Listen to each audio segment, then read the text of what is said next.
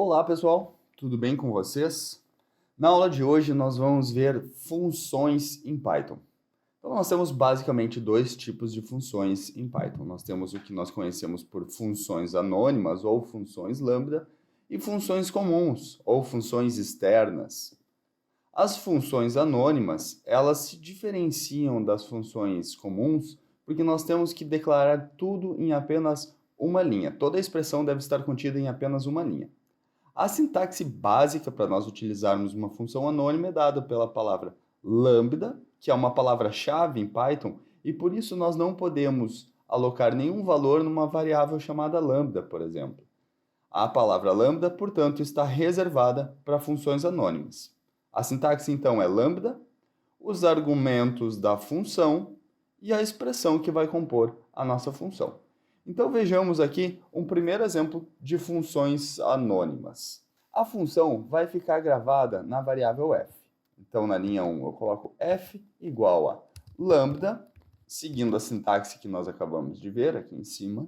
Os argumentos são x, então nós podemos fazer f de x igual a x ao quadrado menos x. Então a nossa variável é x, dois pontos, x ao quadrado menos x.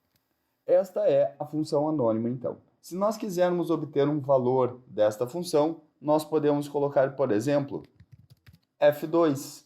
Assim, quando nós chamarmos a função f, o argumento x vai ser substituído pelo número 2. E assim nós vamos ter o resultado. Nós podemos fazer o mesmo teste para outros valores, por exemplo.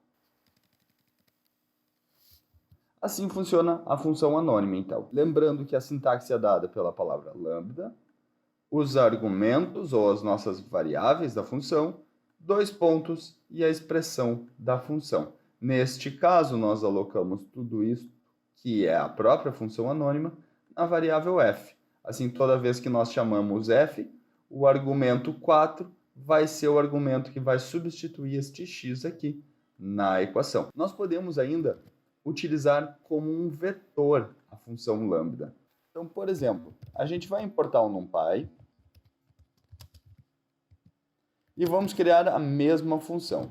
F vai ser igual a lambda, argumento é o x e a função x ao quadrado menos x.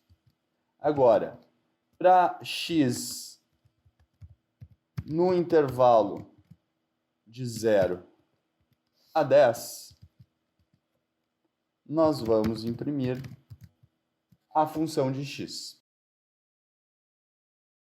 Então, nesta segunda versão do código, nós utilizamos vetores. Então, nós iniciamos importando o NumPy para a gente poder utilizar vetores. Criamos a função anônima da mesma maneira que nós fizemos no exemplo anterior e inserimos uma estrutura de repetição.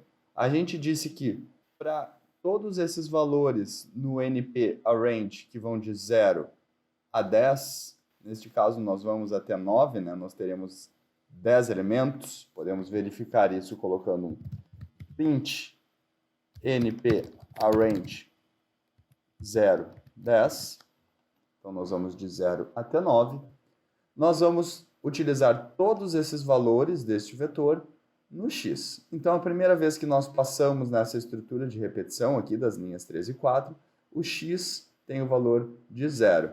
Portanto, 0 ao quadrado menos 0, nós temos a resposta 0, que foi o que foi impresso aqui a primeira vez que nós passamos dentro do loop. Depois nós voltamos para a linha 3, x assume o valor de 1. 1 ao quadrado menos 1, ainda o resultado é 0. Nós voltamos então para a estrutura de repetição, o novo valor de x vai passar a ser 2, então nós vamos chamar f com o argumento 2. 2 ao quadrado menos 2 é igual a 2, e assim por diante para todos os valores indo de 0 até 9. Então notem que toda vez que nós utilizarmos o lambda com apenas um argumento, este único argumento vai ser a entrada que nós vamos dar em f.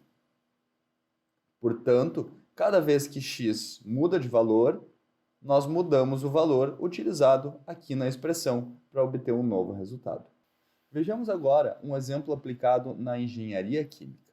Então, nós temos aqui uma equação de Arrhenius, onde nós temos a expressão que é dada por K igual a K0, um fator pré-exponencial, vezes a exponencial de menos ΔE, esta variação de energia, sobre RT. K0 é o fator pré-exponencial igual a 1,32 vezes 10 na 6, segundo na menos 1. A variação de energia é 116,5 vezes 10 na 3 joule por mol, ou 116,5 kJ por mol. R é a constante dos gases e T a temperatura do sistema. Então, nós queremos saber como que K, que é a nossa constante de reação, vai variar com a temperatura para os valores de K0, que podem desviar 10% para cima ou para baixo do valor original dele. Então, vamos ver como que nós podemos fazer isso. Primeiro, nós importamos o NumPy.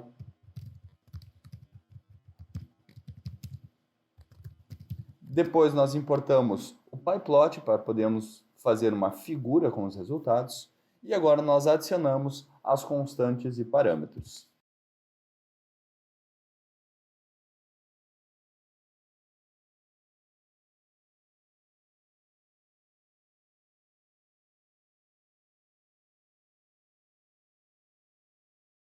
Então, agora nós vamos criar a função de Arrhenius.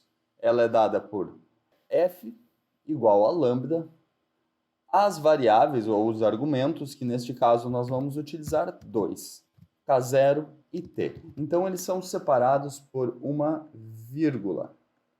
Notem que a estrutura será a mesma. Nós vamos iniciar a função anônima com lambda, os argumentos da função, dois pontos, e agora nós vamos colocar a expressão.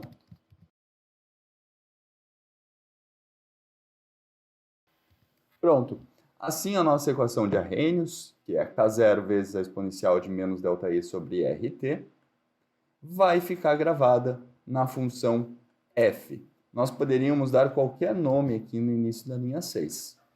Então, agora nós queremos avaliar o comportamento da nossa constante de reação conforme nós variamos a temperatura e o fator pré-exponencial em 10% para mais e para menos. Então, para isso, nós vamos criar uma estrutura de repetição for.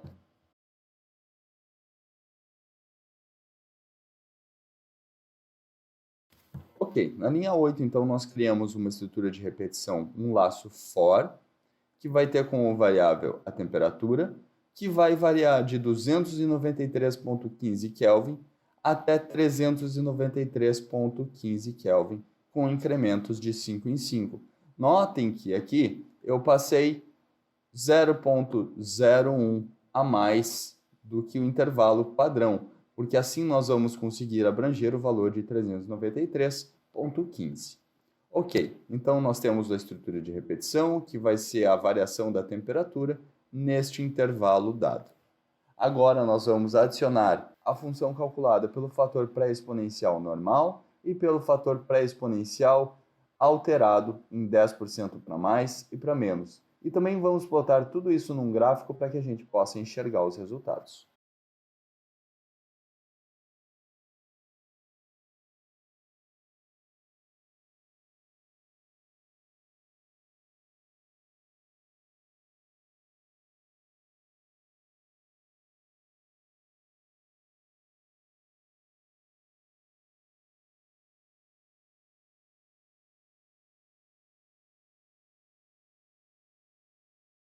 Pronto, nós resolvemos o problema. Vamos ver agora, então, linha por linha, o que aconteceu aqui nessa estrutura de repetição.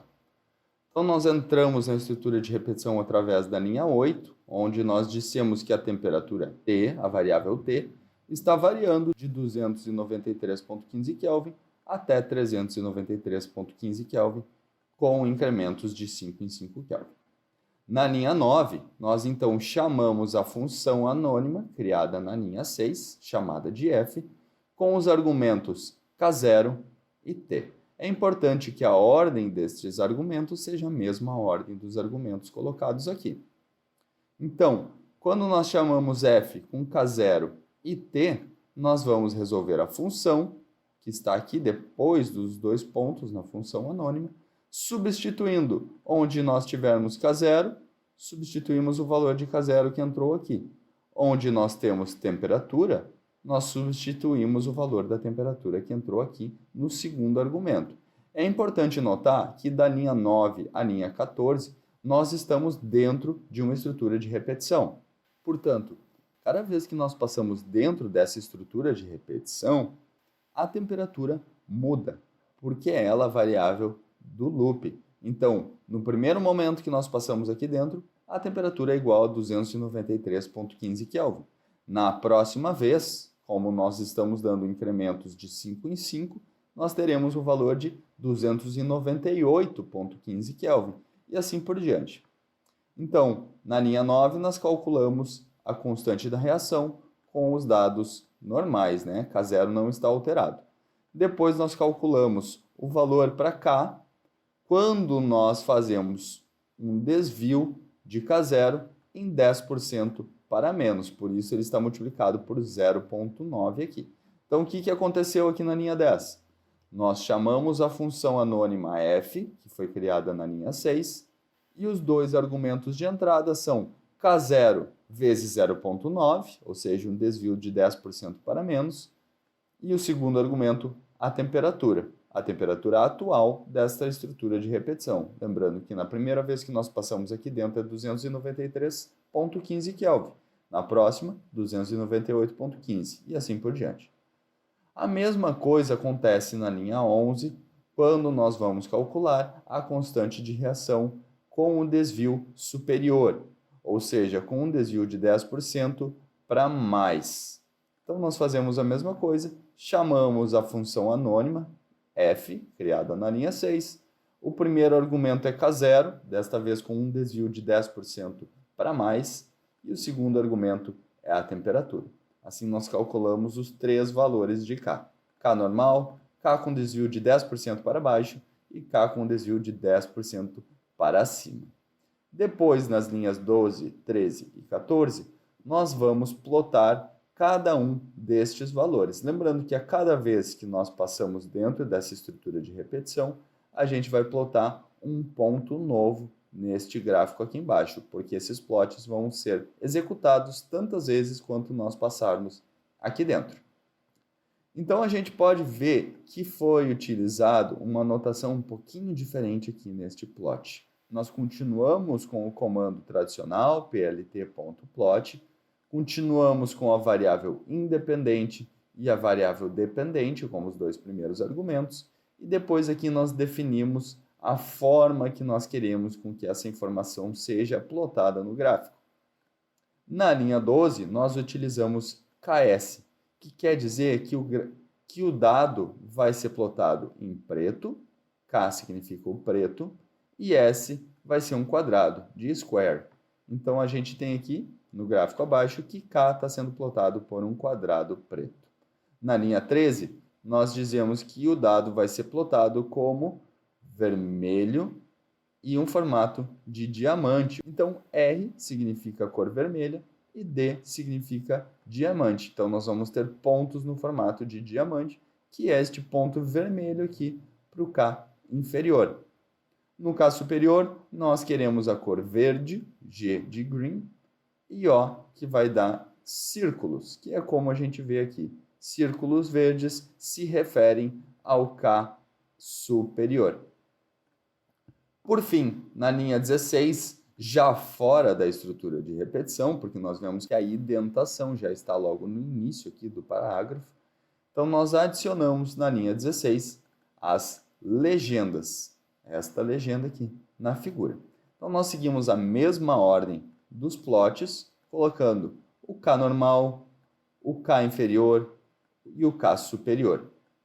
Notem que nós utilizamos uma notação um pouquinho diferente do que utilizamos nos gráficos anteriores nesta disciplina. Aqui, além de nós adicionarmos as aspas, nós adicionamos também no início e no fim cifrões. Isso quer dizer que nós vamos utilizar uma notação de equação matemática. Vocês podem notar que os Ks estão mais ou menos em itálico, porque eles estão seguindo uma notação matemática. Aqui no próximo espaço da legenda, nós de novo, começamos e terminamos com aspas e com cifrões. E agora, quando nós utilizamos o underline, nós queremos dizer que o que vai vir escrito a seguir será subscrito. Para que toda a palavra low seja subscrita, nós adicionamos chaves no início e no final. Desta maneira, tudo que vier dentro das chaves que estão delimitando o que vem depois do underline será escrito como subscrito.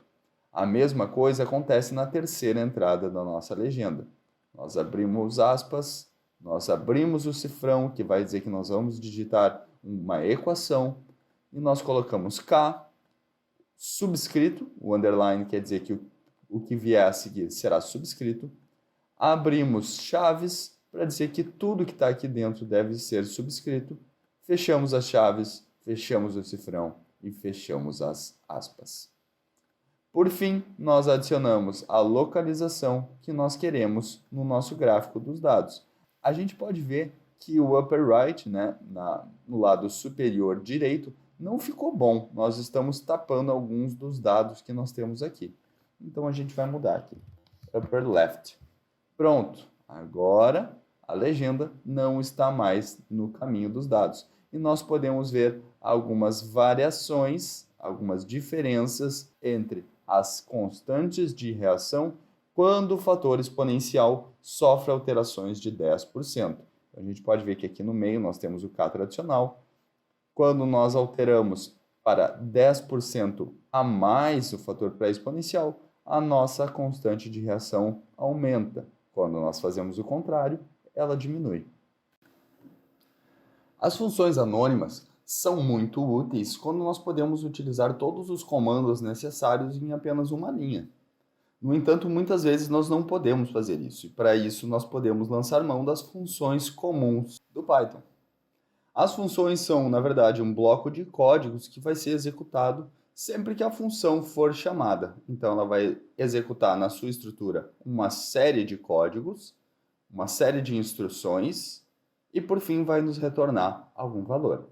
A sintaxe básica da formação, da definição de uma função é dada por def, que vem de definição, o nome da função e os argumentos dela. Por fim, 2 pontos. Então, a gente pode criar uma função para encontrar raízes de um polinômio de terceiro grau, por exemplo. Vejamos como a gente pode fazer isso.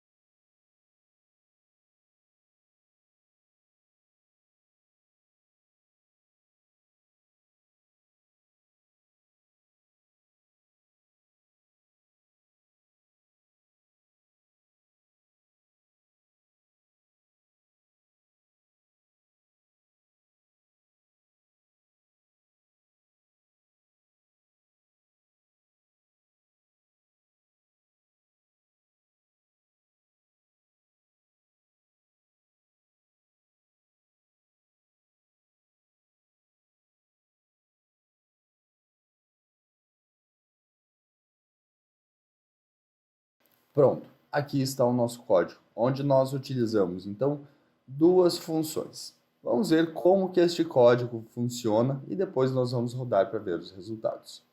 Primeiramente, na linha 1, nós importamos o pacote NumPy, novamente como NP.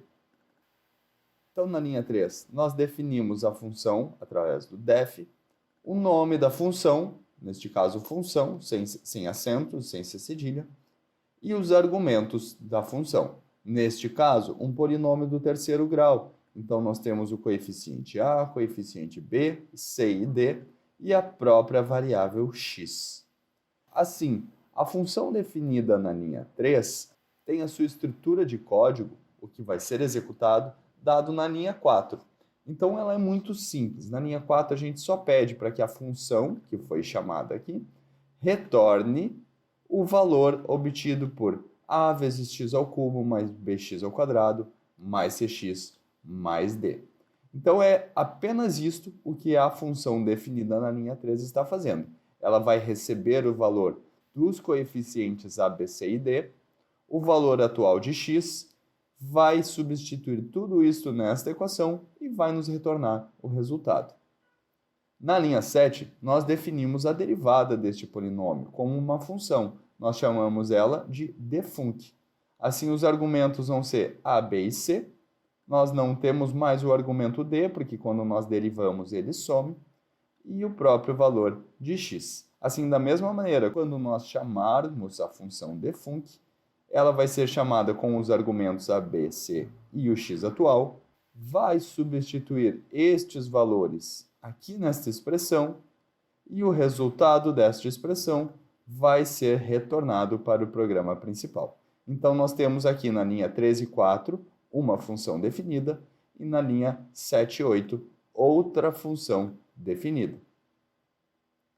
Nas linhas 11, 12, 13, 14 e 15, nós pedimos para o usuário inserir algumas informações para este programa.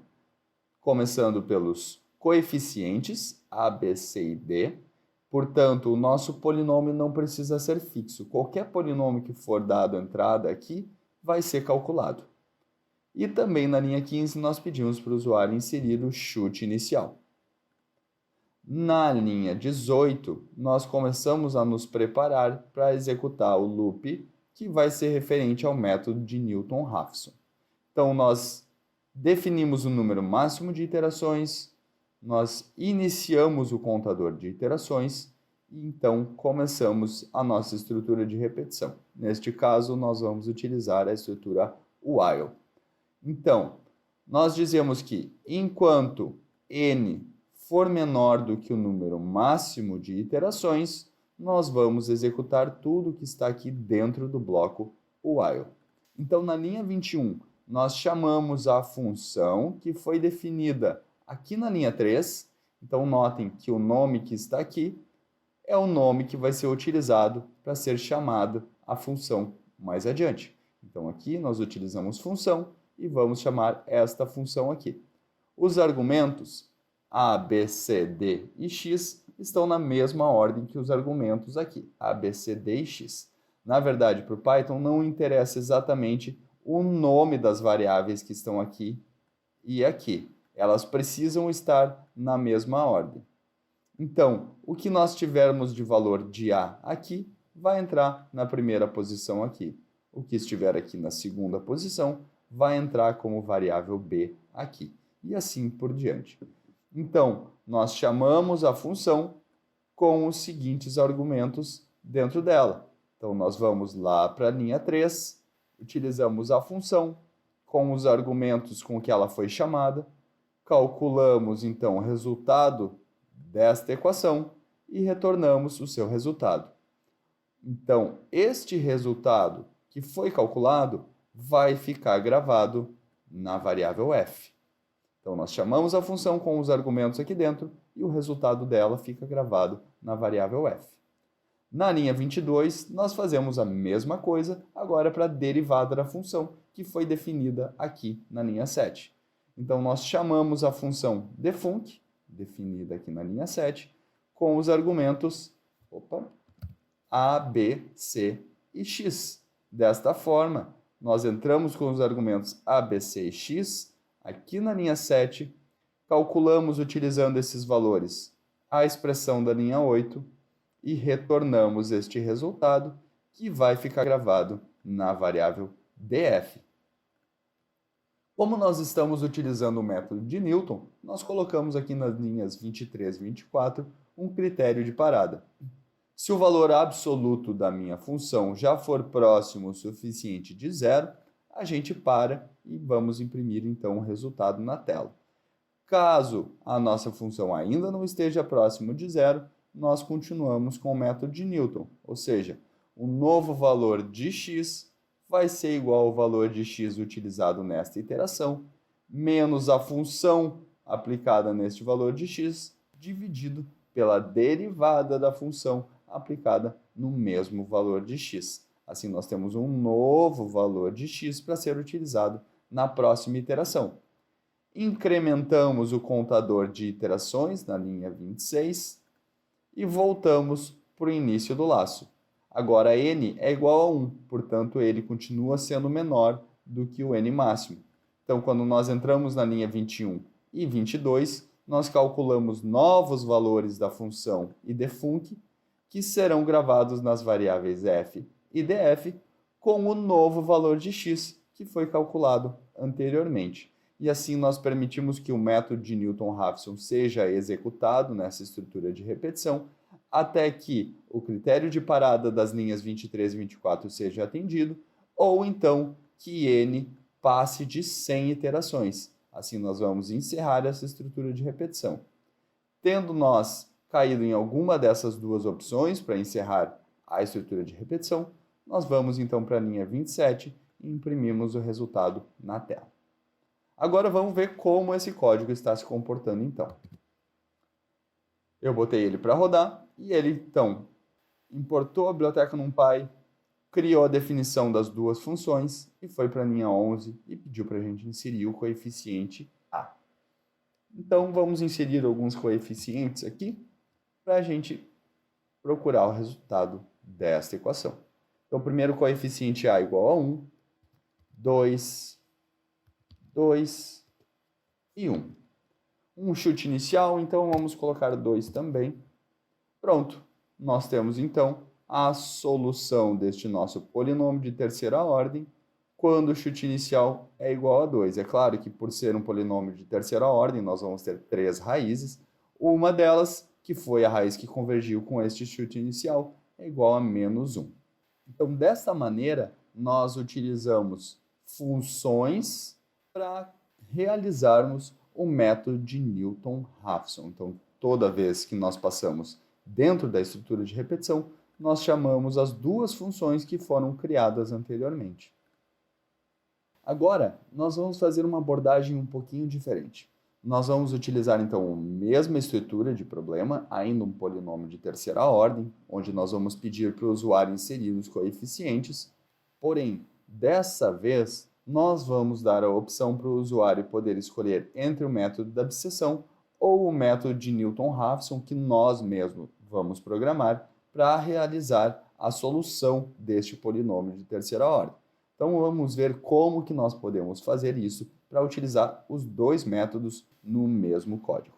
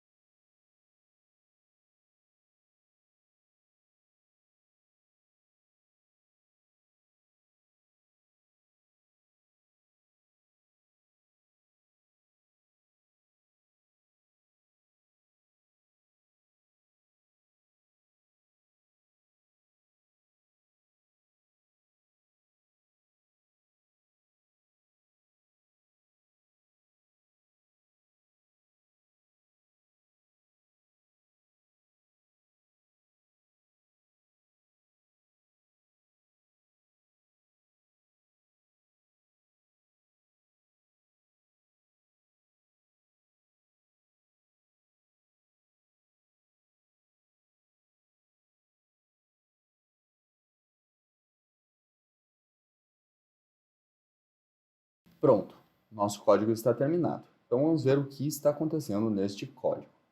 Inicialmente, nós importamos então a biblioteca NumPy e na linha 2 nós já definimos o que será chamado de uma função Newton-Raphson. Então, Newton-Raphson, a partir de agora, no nosso programa, foi definido como uma função cujos argumentos são a, b, c, d e x. Dentro desta função, nós estabelecemos um limite de iterações. Iniciamos o contador de iterações da mesma maneira que nós fizemos anteriormente. Criamos o laço while, que será feito enquanto n for menor do que o número máximo de iterações, e calculamos então a função f para os valores dos coeficientes a, b e c e x atual. Então, quando nós chamamos a função Newton-Raphson, nós precisamos estabelecer esses argumentos a, b, c, d e x, que serão então substituídos aqui nesta equação para nos fornecer um valor de f. Aqui é c. Depois, na linha 7, nós temos então a derivada da função da linha 6. 3ax² mais bx mais c. Então, quando nós chamamos a função de Newton-Raphson com os argumentos, a gente substitui esses mesmos argumentos aqui dentro da equação e o resultado fica gravado na variável df. Assim, nós temos então o x atual, seja ele o chute inicial ou algum x de alguma iteração já, e a f calculada com este x e com os coeficientes inseridos pelo usuário. Na linha 7, nós calculamos a derivada desta função da linha 6. Nas linhas 8 e 9, estabelecemos então o nosso critério de parada. Se o valor absoluto da função for próximo de zero, nós paramos o programa. Caso contrário, nós seguimos adiante e calculamos um novo valor de x, que será igual ao valor de x atual, menos o valor da função para esse valor de x, dividido pela derivada da função neste valor de x.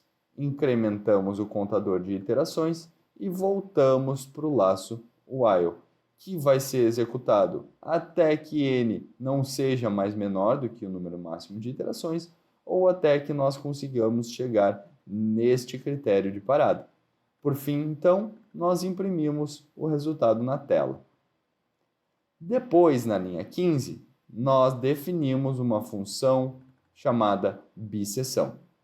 A função biseção vai ter os mesmos coeficientes como entrada, a, b, c e d, mas agora, em vez de um chute inicial, que era este x aqui, nós temos um intervalo de busca, um x inferior e um x superior.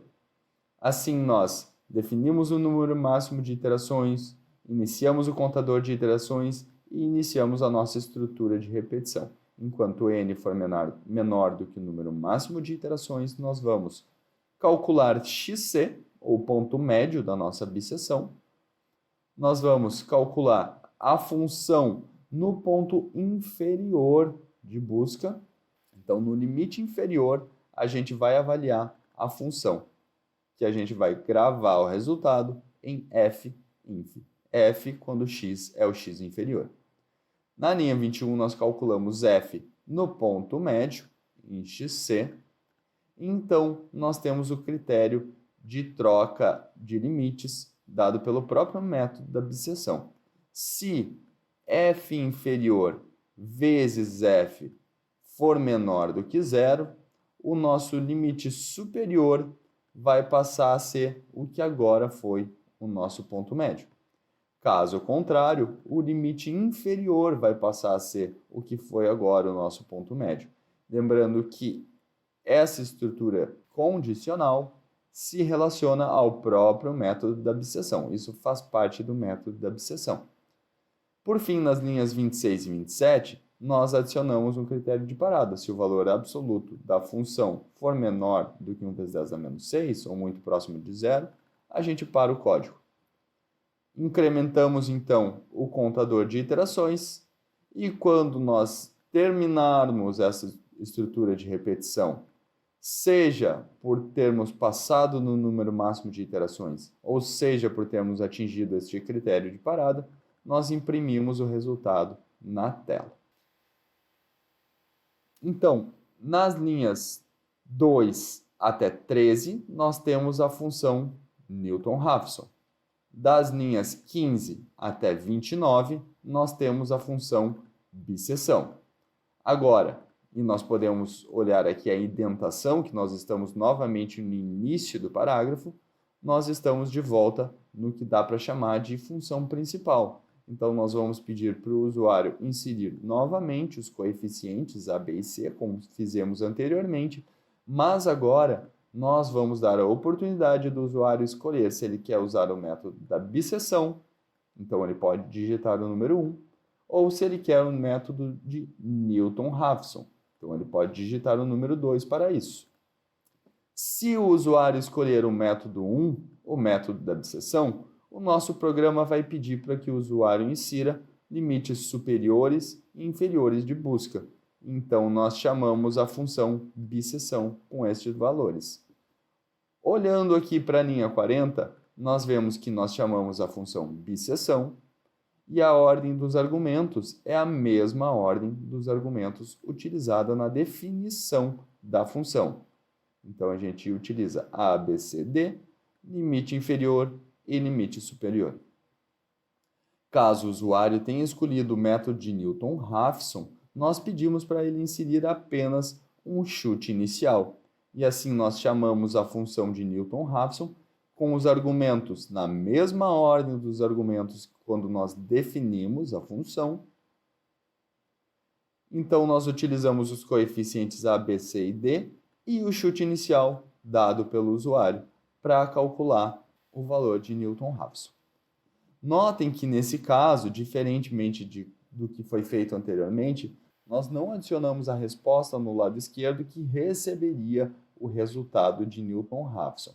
Nós poderíamos fazer isso, mas como nós não utilizamos o comando return no final de cada uma das funções, nós não precisamos e nem devemos colocar este lado esquerdo da equação.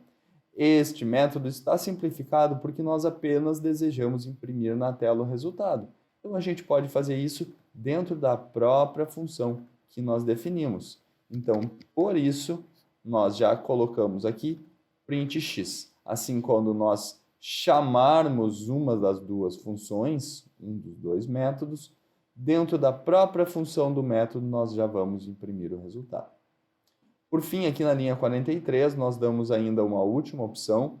Caso o usuário não insira o número 1 ou o número 2, a gente vai colocar na tela que o método escolhido não foi encontrado, porque afinal de contas o nosso programa só oferece duas opções. Então vejamos agora como que este código se comporta. Então a gente... linha 11. Aqui, faltou um número 1 aqui. Então, nós pedimos para o usuário inserir os coeficientes A, B, C e D. E agora o usuário pode escolher entre bisseção e Newton-Raphson. Vamos começar com a bisseção. Então, eu digito aqui o número 1. É pedido, então, para que nós estabeleçamos o limite inferior de busca. Eu vou colocar menos 2. Limite superior de busca, 0. E assim a gente tem o resultado na tela, menos 0,6. A gente pode rodar de novo o código. Eu vou utilizar os mesmos coeficientes, porque a gente vai buscar então o mesmo resultado, mas agora vamos utilizar Newton-Raphson. Agora, nós não somos mais pedidos para inserir um limite inferior e um limite superior. Como nós escolhemos o método 2, que é referente ao Newton-Raphson, apenas a linha 41 é executada, apenas o chute inicial é requerido. Então, a gente vai dar um chute inicial de menos 2 aqui, e de novo, encontramos a mesma solução. Então, neste caso, nós criamos duas funções que são métodos numéricos diferentes. Assim, o usuário pode inserir os coeficientes do polinômio e escolher qual método de preferência ele quer para resolver o seu problema. Na próxima aula, então, nós vamos ver alguns exemplos aplicados em engenharia química, onde nós vamos utilizar as funções que nós mesmos vamos definir. Até a próxima aula!